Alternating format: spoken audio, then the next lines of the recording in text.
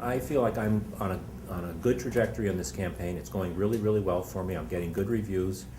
I think I'm showing that I'm a strong candidate and that I can win this election. I've got a good organizer. I've learned that grassroots are important. You know grassroots are important in the organizing you do. My campaign manager comes from the grassroots, Amy Schollenberger. I think some of you may know who she is. I'm really strong in Chittenden County. Franklin County, Rutland County, I've really been building my base. We've got a good solid campaign going. Vermonters know who I am.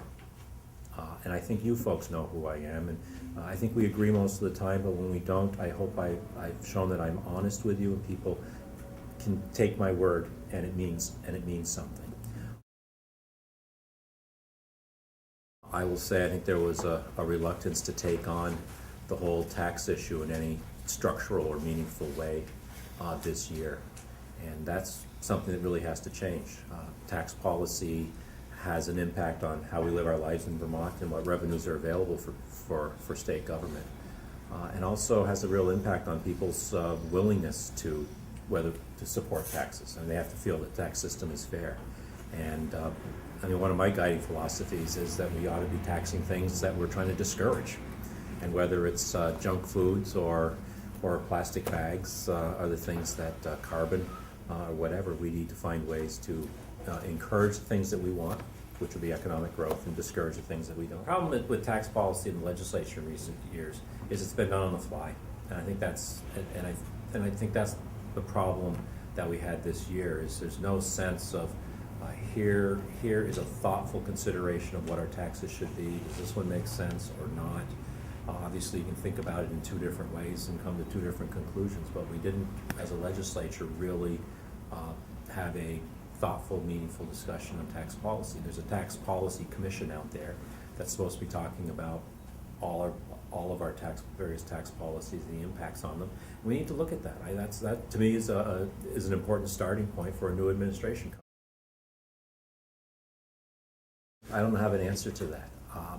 What I will tell you is whoever's going to represent me is going to represent my views, and my views are a whole lot different from the views you've seen here in the last 8 years. We've had a governor, I don't have to tell you all this stuff, but we have a governor that, but you still like to hear it. We've had a governor who hasn't been respectful, who is not respectful of what public workers in general do, whether it's state employees or teachers or people working in our mental health agencies or anybody dealing with the public. He certainly hasn't kept you as part of a team. He hasn't looked at you as state employees as really doing anything of value, and that's what to me is most insulting of all, is that he does not seem to value the work that is done by state government and by state employees. So I mean, I'm going to approach it by saying, we've been through very tough times. You've had to make various concessions over the last several years.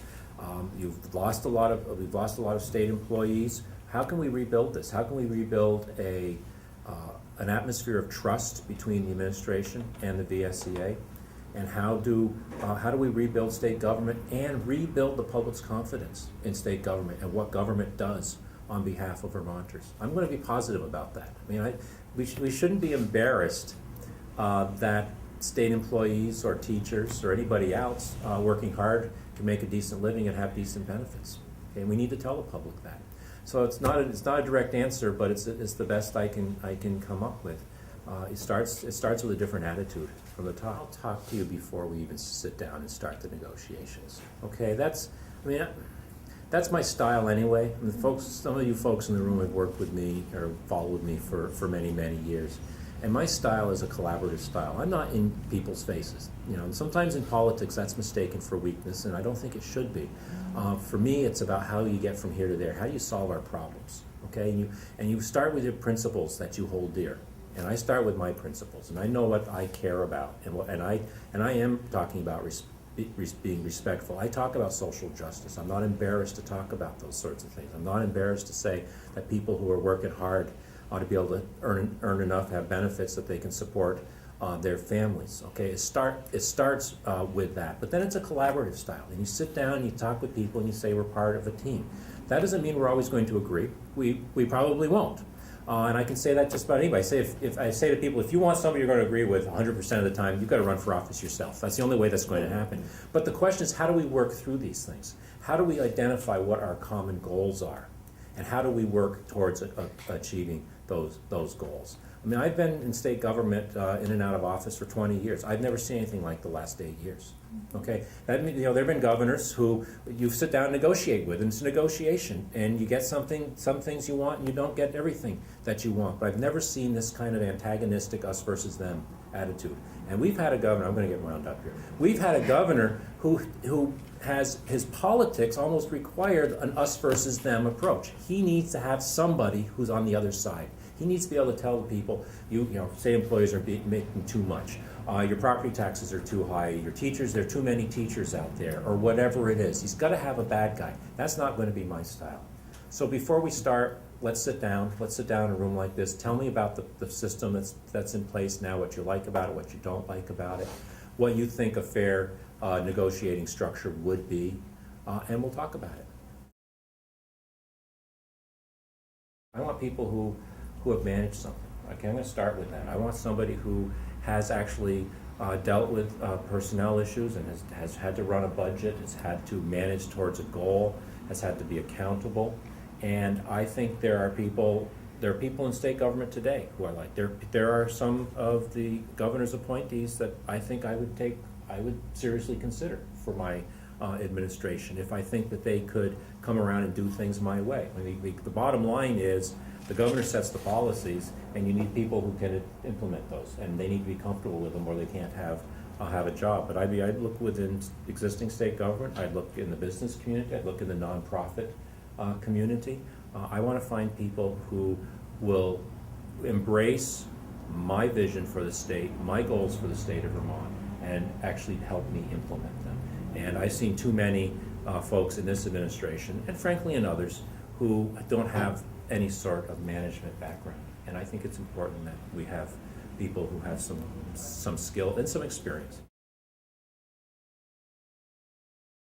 I would, and I think whatever we build there ought to be capable of being added onto as time goes on. And that's, I am really concerned about what's going on there. And I'll say that this may not be exactly the right answer, but I have been supportive of the effort to find more community beds out there in the system, because when I talk with folks in the mental health field, there's a strong feeling that people are better off closer to the community. At the same time, there are people who need to be in a hospital setting. And what the right number is, it's still out there. I'm frustrated by that whole process that's been going on. What I've said publicly is I'm still open to that as governor, but we need to move forward. And if we need to replace that state hospital bed for bed, or then let's bite the bullet and let's do it. I don't like what's happening out of state. Yeah, it's cheaper, but it's because we aren't providing services for people, or we end up with problems. Like, I don't know what happened down in Kentucky, Tennessee. I don't know what happened there, but I don't like it. Those things don't happen here in the state of Vermont. There's a long-term cost associated with bringing those people back in. And they come back more hardened. I mean, if they're going down for lesser offenses, and they're hanging out with a bunch of white supremacists and hardened felons, they're going to come back worse off than they were before. Now, can I do it in the first 2 years? That's why I couldn't say absolutely I'm going to figure out a way to deal with those 600 folks out of state within 2 years. But it's definitely, that's, what's that? 700, thanks. But that's the direction I clearly want to go in. Find ways to reduce the population and to bring them back into this state, where we have a responsibility. I mean, I feel that as just as a citizen of the state. They're still citizens of our state, and they're in jail for a reason. Most of them are coming out. I want to do our very best to make sure when they come out, they can be back in the community and not just committing more crimes. You have been good to me as an organization. In my campaigns for lieutenant governor and in the one I lost in 2002, you were right there for me, and I really, really appreciate it. And in this business, you remember who your friends are, and loyalty is really important.